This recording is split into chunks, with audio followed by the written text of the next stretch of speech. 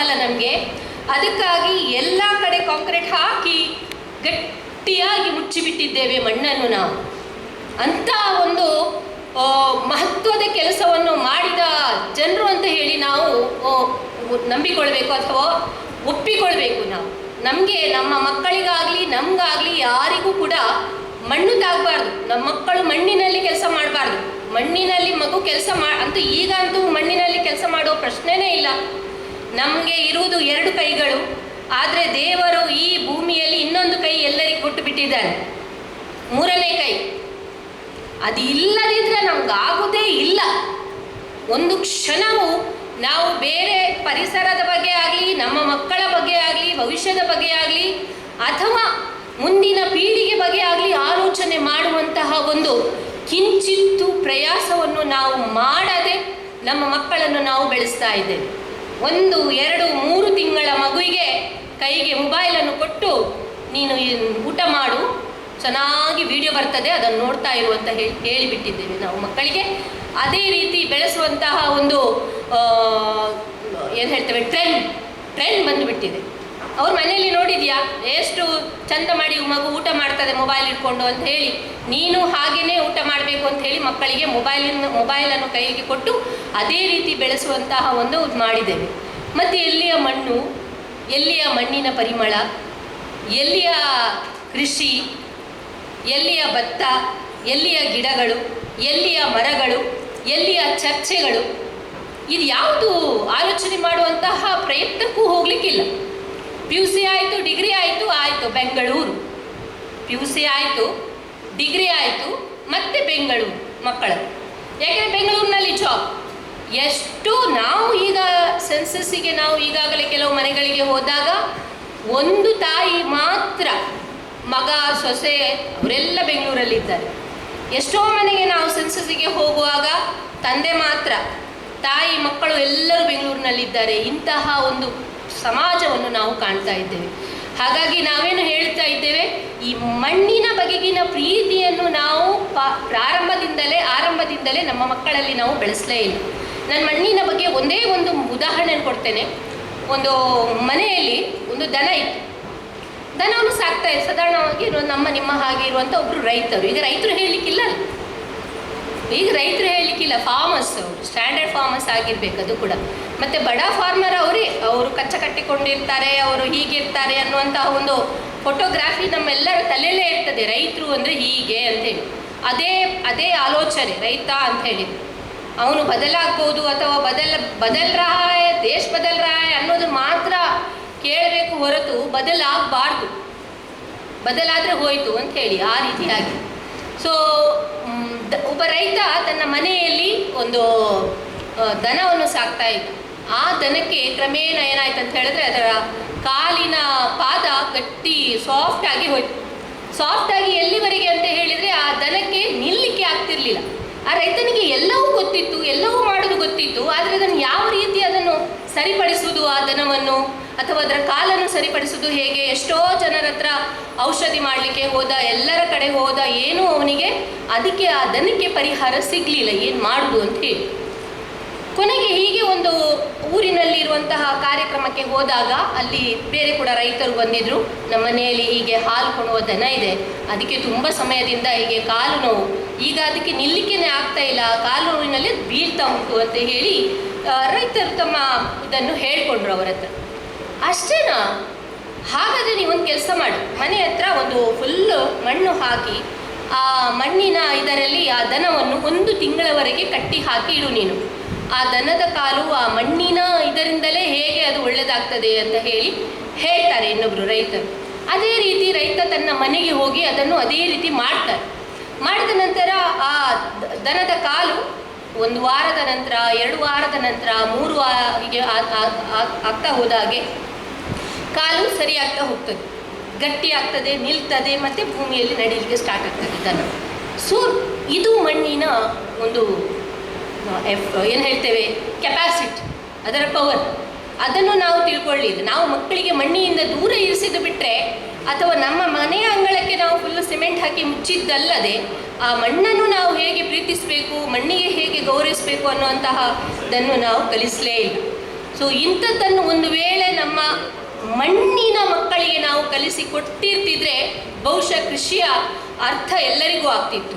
ಇವತ್ತು ನಾವು ದಿನ ದಿನ ಏನು ನೋಡ್ತೇವೆ ಅಂತ ಹೇಳಿದರೆ, ಚಿನ್ನದ ಬೆಲೆ 1 ಗ್ರಾಮಿಗೆ ಎಷ್ಟಾಗ್ತಾ ಇದೆ 1 ಗ್ರಾಮಿಗೆ. 1 ಗ್ರಾಮ್ ಚಿನ್ನದ ಬೆಲೆಯನ್ನು ಕೇಳಿದರೆ ಬಹುಶಃ ಇಲ್ಲಿರುವಂಥ ಎಲ್ಲ ಮಹಿಳೆಯರಿಗೆ ಸಹ ಗೊತ್ತಿರ್ಬೋದು, ಅಷ್ಟು ಇಂಟ್ರೆಸ್ಟ್ ಟಾಪಿಕ್ ಆಗಿದೆ. ಆದರೆ ಅದುವೇ ನಾವು ಒಂದು ವೇಳೆ 1 kg ಅಕ್ಕಿಯ ಬೆಲೆಯನ್ನು ಕೇಳಿದರೆ ಯಾರಿಗೂ ಗೊತ್ತಿರಲಿಕ್ಕಿಲ್ಲ. ಅದು ಹೇಳ್ತೇವಲ್ಲ, ಅಕ್ಕಿ ಹೇಗೋ ಮರದಿಂದಲೇ ಬರ್ತದೆ ಅಂತ ಹೇಳಿ ಮಕ್ಕಳು ಹೇಳ್ತಾರೆ ಅಂತೇಳಿ. ಸೊ ಇಂಥ ಎಲ್ಲ ನಿಲುವನ್ನು ನಾನು ಹಾಗೂ ನನ್ನ ಪತಿಯವರು ಇಬ್ಬರು ಎಲ್ಲ ಹೇಳಿದರೆ, ಮುಂದಕ್ಕೆ ಹೇಳಿದರೆ ನನ್ನ ಕುಟುಂಬ ಎಲ್ಲ, ನನ್ನ ಮಕ್ಕಳು ಸಮೇತ ಎಲ್ಲರೂ ಸೇರಿ ಈ ಒಂದು ಕೃಷಿಯನ್ನು ಮಾಡಬೇಕು ಅಂತ ಹೇಳಿ ನಾವು ನಿಜವಾಗಿ ನಮಗೆ ನೆಲದಲ್ಲಿ 1 ಅಡಿ ಜಾಗ ಇರಲಿಲ್ಲ. ನೆಲದಲ್ಲಿ 1 ಅಡಿ ಜಾಗ ಇರಲಿಲ್ಲ ಅಂತ ಹೇಳಿದರೆ ಮನೆ ಇರಲಿಲ್ಲ ಅಂತ ಹೇಳಿ ಅಲ್ಲ, ಮನೆ ಇತ್ತು, ಫ್ಲ್ಯಾಟ್ ಇತ್ತು ನಮಗೆ, ಮನೆಯನ್ನು ನೆಲದಲ್ಲಿ ಮನೆಯಲ್ಲಿ. ಆದರೂ ಕೂಡ ಕೃಷಿ ಮಾಡಬೇಕು ಅಂತ ಹೇಳಿ ಎಲ್ಲರೂ ಹೇಳಿದರು. ಏನು ಅಂತ ಹೇಳಿ, ಕೃಷಿ ಮಾಡೋದ ಎಂತ ಹುಚ್ಚ, ಕೃಷಿ ಮಾಡೋದಂತ ಹೇಳಿದರೆ ಹುಚ್ಚರಿಗೆ ಸಮ ಅಂತ ಹೇಳಿ ಎಲ್ಲರದ್ದು ಅದೇ ರೀತಿ ಆಯಿತು. ಆಗಲಿ ನಾವು ಬೇರೆಯವರ ಜಾಗದಲ್ಲಿ ಆದರೂ ಲೀಸಿಗೆ ಎಷ್ಟೊಂದು ಗದ್ದೆಗಳು, ನಾವು ಕಣ್ಣು ಹಾಯಿಸಿದರೆ ನಾವು ಗದ್ದೆಗಳನ್ನು ನೋಡಿದ್ರೆ ನಿಮಗೆ ಎಲ್ಲರಿಗೆ ಗೊತ್ತಿರುವಂಥ ಇದು ವಿಷಯ, ಎಷ್ಟು ಗದ್ದೆಗಳು ಹಡಿಲು ಬಿದ್ದಿವೆ, ಎಷ್ಟೊಂದು ಗದ್ದೆಗಳು ಹಡಿಲು ಬಿದ್ದಿವೆ. ಯಾರಿಗೂ ಆ ಗದ್ದೆಗಳ ಬಗ್ಗೆ ಅರಿವು ಇರಲಿಕ್ಕಿಲ್ಲ. ಕೃಷಿ ಮಾಡಿದರೆ ಎಷ್ಟೊಂದು ಇದಾಗ್ಬೋದು ಅಂತ ಹೇಳಿ ಅದೂ ತಿಳಿದಿಲ್ಲ. ಅಥವಾ ಈಗಿನ ವರ್ತಮಾನದಲ್ಲಿ ನಾವು ತಿನ್ನುತ್ತಿರುವಂಥ ಆಹಾರ ಎಲ್ಲರಿಗೆ ಪಿಜ್ಜಾ ಬರ್ಗರೇ ಮಕ್ಕಳಿಗೆ ಕೊಟ್ಟು ಅಭ್ಯಾಸ ಆಗಿ ಹೋಗಿದೆ. ಯಾರಿಗೆ ಕೂಡ ನಾವು ತಿನ್ನುವಂತಹ ಒಂದು ಅನ್ನವನ್ನು ಮನೆಯಲ್ಲಿ ತಿಂದರೆ ಆ ಅನ್ನದಲ್ಲಿ ಎಷ್ಟು ಕೆಮಿಕಲ್ ಇದೆ ಅನ್ನುವಂತಹ ಒಂದು ಇದು ಕೂಡ ಅರಿವು ಕೂಡ ಇಲ್ಲ. ಸೊ ಹೀಗೆಲ್ಲ ಸ್ವಲ್ಪ ತಿಳಿದುಕೊಂಡು ನಾವು ನಮ್ಮ ಫ್ಯಾಮಿಲಿಯಲ್ಲಿಯೇ ನಮಗೆ ಬೇಕಾದಂಥ ಅಕ್ಕಿಯನ್ನು ನಾವು ಬೆಳೆಸಬೇಕು ಅಂತ ಹೇಳಿ ಪಕ್ಕದ ಒಂದು ಹಳ್ಳಿಗೆ ಹೋಗಿ ಅವರು ಬೆಳೆಸ್ತಿರುವಂಥ ಒಂದು ಹಳೆಯ ಭತ್ತವನ್ನು ತಂದು ನಾವು ಬೆಳೆಸಿದ್ವಿ. ತದನಂತರ ನಮಗೆ ಏನು ತಿಳಿಯುತ್ತಂತ ಹೇಳಿದರೆ, ಜೀವಿಸುವುದು ಅಂತ ಹೇಳಿದರೆ ಒಂದು ಹೊತ್ತಿನ ಊಟಕ್ಕೋಸ್ಕರ ಒಂದು ಹೊತ್ತಿನ ಊಟ. ಈಗ ನಾವು ಹೊರಗಡೆ ಹೋಗಿ ಎಷ್ಟು ಬೇಕಾದ್ರೆ ತಿನ್ನೋಣ, ಒಂದು ಮದುವೆಗೆ ಹೋಗಿ ಎಷ್ಟು ಬೇಕಾದ್ರೂ ತಿನ್ನುವ, ಅಥವಾ ಒಂದು ಕಾರ್ಯಕ್ರಮಕ್ಕೆ ಹೋಗಿ ಎಷ್ಟು ಬೇಕಾದರೂ ತಿನ್ನುವ. ಆದರೆ ಮನೆಗೆ ಹೋಗಿ ಬಿಸಿ ಬಿಸಿ ಗಂಜಿ, ಅದಕ್ಕೊಂದಿಷ್ಟು ತುಪ್ಪ, ಅದಕ್ಕೊಂದಿಷ್ಟು ಹಾಕಿ ನಾವು ತಿಂದಾಗ ಮನಸ್ಸಿಗೆ ತಲುಪುವಂತಹ ಒಂದು ತೃಪ್ತಿ ಬೇರೆ ಎಲ್ಲಿಯೂ ಸಿಗಲಿಕ್ಕಿಲ್ಲ. ಸೊ ಹೀಗಾಗಿ ನಾವು ನಮ್ಮ ಒಂದು ಊರಿನ ಒಂದು ಭತ್ತವನ್ನು ತಂದು ನಾವು ಬೆಳೆಸಿದೆವು. ಕ್ರಮೇಣ ನಮಗೆ ಗೊತ್ತಾಯಿತು ಇದರಲ್ಲಿ ಬಹಳಷ್ಟು ಬೇರೆ ಬೇರೆ ಭತ್ತದ ತಳಿಗಳಿವೆ, ಬೇರೆ ಬೇರೆ ಅಕ್ಕಿಗಳನ್ನು ಮಾಡ್ಬೋದು. ಕೆಂಪಕ್ಕಿ ಇರ್ತದೆ, ಕಪ್ಪಕ್ಕಿ ಇರ್ತದೆ, ಅಥವಾ ಬಿಳಿ ಅಕ್ಕಿ ಇರ್ತದೆ. ನಮಗೆ ಗೊತ್ತಿರುವ ಹಾಗೆ ಈ ಬೇರೆ ಬೇರೆ ಅಕ್ಕಿಗಳನ್ನು ನಾವು ಮಾಡ್ಬೋದು ಅಂತೇಳಿ. ಅದಲ್ಲದೆ ನಾವು ಬೇರೆ ಕಾರ್ಯಕ್ರಮಕ್ಕೆ ಹೋದಾಗ ನಮಗೆ ಏನು ತಿಳಿಯಿತು ಅಂತ ಹೇಳಿದರೆ, ಈ ಒಂದೊಂದು ಅಕ್ಕಿಯಲ್ಲಿಯೂ ಒಂದೊಂದು ರೀತಿಯ ಇದಿದೆ, ಏನು ಮೆಡಿಸಿನಲ್ ವ್ಯಾಲ್ಯೂ ಇದೆ, ಆರೋಗ್ಯಕ್ಕೆ ಒಳ್ಳೆಯದಾಗುವಂತಹ ಗುಣಾಂಶ ಇದೆ. ಸೊ ಅಂಥದ್ದನ್ನು ತಂದು ನಾವು ನಮ್ಮಲ್ಲಿ ಬೆಳೆಸಬೇಕು ಅಂತ ಹೇಳಿ ನನ್ನ ಪತಿಯವರು ಪ್ರಾರಂಭ ಮಾಡಿದರು. ಆರಂಭದಲ್ಲಿ 105 ರೀತಿಯ ವಿಶೇಷವಾದಂತಹ ತಳಿಗಳು ಅಂತ ಹೇಳಿದರೆ, ಈಗ ನಾವು ನಮ್ಮ ರಾಜ್ಯದಲ್ಲಿ ಈ ವರ್ಷದಿಂದ ಈ ತಳಿಗಳ ಬಗ್ಗೆ ಸ್ವಲ್ಪ ಸರ್ಕಾರ ಎಚ್ಚೆತ್ತಂತೆ ಕಾಣ್ತಾ ಇದೆ. ಈ ವರ್ಷದಿಂದ ನಾವು ಇದನ್ನು 10 ವರ್ಷದಿಂದ ಮಾಡ್ತಾ ಇದ್ದೇವೆ. 10 ವರ್ಷದಿಂದ ವರ್ಷಕ್ಕೆ 50,000 ರಿಂದ 60,000 ರೂಪಾಯಿ ಹಾಗೆ ಈ ತಳಿಗಳಿಗೆ ನಾವು ಖರ್ಚು ಮಾಡ್ತಾ ಇದ್ದೇವೆ. ಮಾಡೋದಕ್ಕೋಸ್ಕರ ಅಂದರೆ ಮನೆಯಲ್ಲಿ ತಳಿಗಳನ್ನು ತಂದು ಮಾಡ್ತೇವೆ, ಬೆಳೆಸ್ತೇವೆ. ನಂತರ ಗದ್ದೆಗೆ ಕೆಲಸದವರೆಲ್ಲ ರೆಡಿ ಮಾಡಿ 2x2 ಅಥವಾ 3x2 ರೀತಿಯ ಲ್ಯಾಂಡನ್ನು ರೆಡಿ ಮಾಡ್ತೇವೆ. ಎಲ್ಲ ಮಾಡೋದಕ್ಕೆ ಕೆಲಸಕ್ಕೆಲ್ಲ ಸೇರಿಸಿ ನಮಗೆ 60,000 ರಿಂದ 70,000 ವರ್ಷಕ್ಕೆ ನಮಗೆ ಬೇರೆ ಯಾವುದೇ ರೀತಿಯ ಸಂಪಾದನೆ ಇಲ್ಲ. ನನಗೆ ಸರ್ಕಾರಿ ಕೆಲಸ ಇದೆ, ನನ್ನ ಪತಿಯವರು ಹೋಟೆಲಲ್ಲಿ ಕೆಲಸ ಮಾಡ್ತಾರೆ. ಏನು ಅದರಲ್ಲಿ ಉಳಿಸ್ಕೊಂಡು ನಾವು ಮಾಡ್ತಾ ಇದ್ದೇವೆ. ಇಷ್ಟು ವರ್ಷದಿಂದಲೂ ನಾವು ಸರಿಸುಮಾರು 6 ಲಕ್ಷದಷ್ಟು ಹಣವನ್ನು ಇದಕ್ಕೆ ಖರ್ಚು ಮಾಡಿದರೂ ಕೂಡ ನಾವು ಯಾವುದೇ ಗೌರ್ಮೆಂಟಿಂದ ಏನನ್ನು ತಗೊಳ್ಳಿಕ್ಕೆ ಆಗಲಿಲ್ಲ. ಯಾಕೆ ಹೇಳಿ? 1 ರೂಪಾಯಿಯನ್ನು ಸಹ ನಮಗೆ ಗೌರ್ಮೆಂಟಿಂದ ತೆಗೆದುಕೊಳ್ಳಿಕ್ಕೆ ಆಗಲಿಲ್ಲ, 1 ರೂಪಾಯಿ ಸಮೇತ.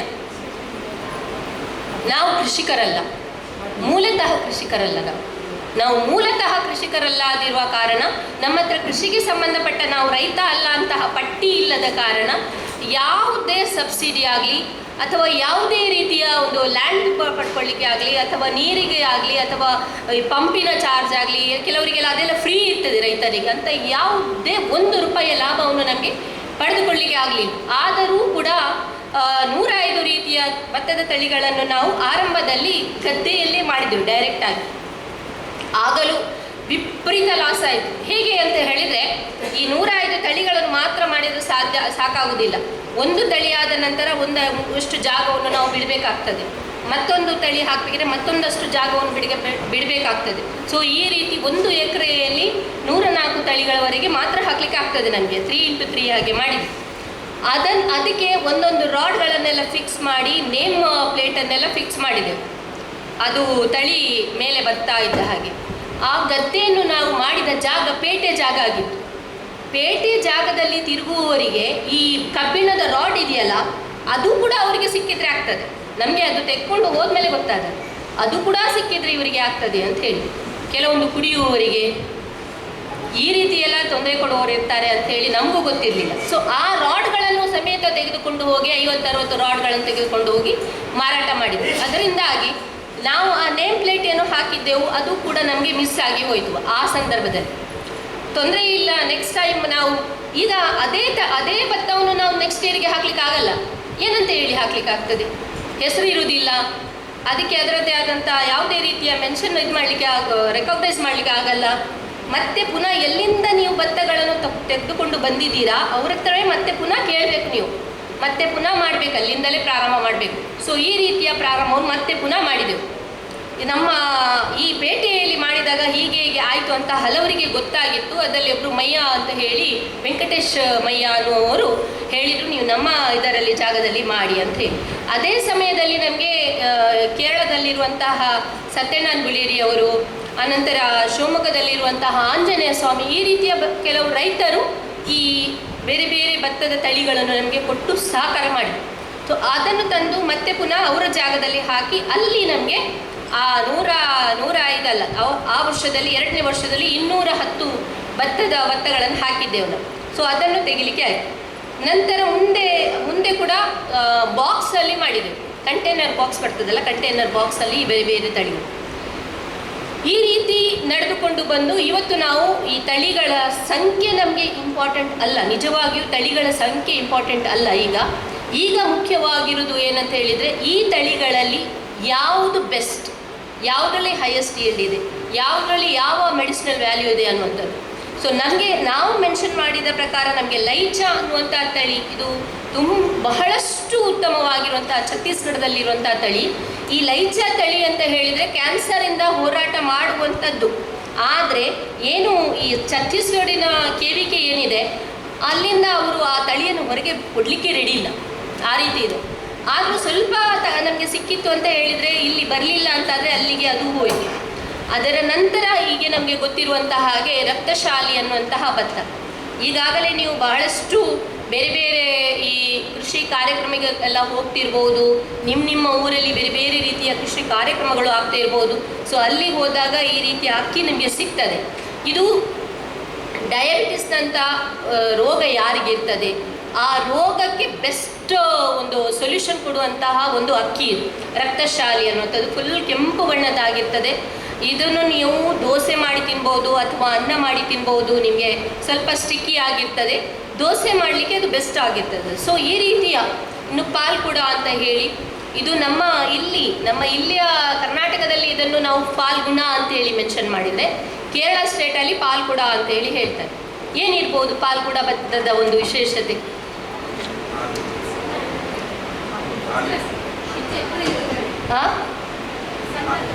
ಸಣ್ಣ ತಳಿ, ಅದೇ ಪಾಲ್ಗುಣ ಟೈಪಲ್ಲಿ.